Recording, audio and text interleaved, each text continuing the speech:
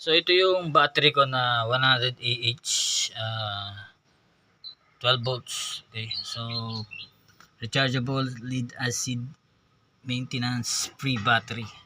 So maraming negative comment dito, no, kahit sang tutorial, no. Sinasabi may salamin do sa loob. Pero sa tingin ko naman ay okay naman to. 8 months ko na ginagamit to, no.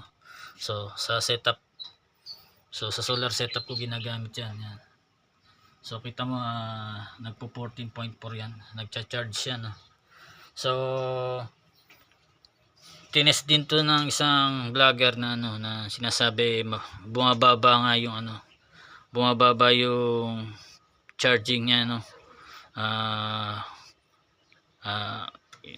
Kada discharge full charge, so mabilis daw bumaba o deceleration yung mismong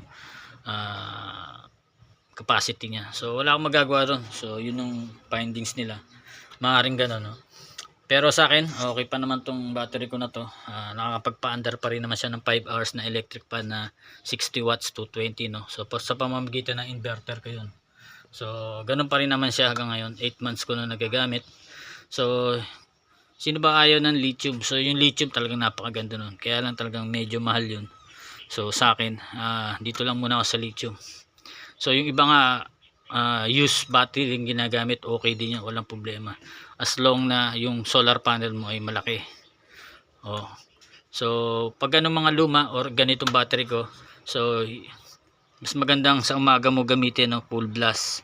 So kapag gabi doon ka na lang magtitipid dahil battery na lang inaasahan mo ron. So ito yung GSL na 100 Ah 12 volts. Okay. So kung gusto niyo nito, meron diyan akong nilagay na link diyan sa content box o sa description box, no. So yun, ito yung solar setup ko yan. So battery meter, SCC o solar charge controller, then yung DC breaker natin, then yung inverter na 12 volts to 20, then outlet ko na ito papunta sa loob to. So ginagamit ko lang ito tuwing araw, no. Sa gabi si battery na lang. So CCTV na lang ang gamit ko dyan, tsaka isang electric fan na maliit kapag naghuhugas ng pinggan dito sa labas. So yun lang, no. Thank you, God bless.